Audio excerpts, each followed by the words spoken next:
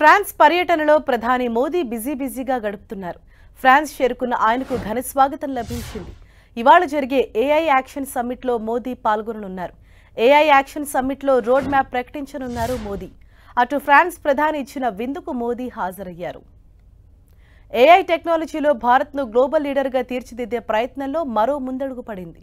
ప్యారిస్లో జరుగుతున్న AI action సమ్మిట్లో ప్రధాని మోదీ దీనిపై రోడ్ మ్యాప్ను ప్రకటించబోతున్నారు. ఈ సమ్మిట్కు వివిధ దేశాధినేతలు, ప్రపంచ టెక్ సీఈఓలు హాజరవుతున్నారు. కొత్త ఆవిష్కరణలు, సైబర్ క్రైమ్ భద్రత, కృత్రిమ మేధస్సు, సాంకేతికతకు సహకార విధానాన్ని పెంపొందించడంపై ఈ శిఖరాగ్ర సమావేశం జరుగుతోంది. ఏఐ ప్రపంచ పురోగతిని ఎలా నడిపించగలదో, ప్రజా శ్రేయస్సుకు ఎలా దోహదపడుతుందో చర్చించనున్నారు. ఏఐ గ్లోబల్ సమ్మిట్లో ప్రపంచవ్యాప్తంగా ఉన్న దిగ్గజ కంపెనీలు పాల్గొంటున్నాయి. ఈ పర్యటనలో భారతదేశం, ఫ్రాన్స్ వ్యూహాత్మక భాగస్వామ్యం కోసం మోదీ, మాక్రాన్ మధ్య ద్వైపాక్షిక చర్చలు జరుపుతారు. 2047 హారిజన్ రోడ్ మ్యాప్ కింద జరుగుతున్న పరిణామాలను ఇద్దరు నేతలు సమీక్షించనున్నారు.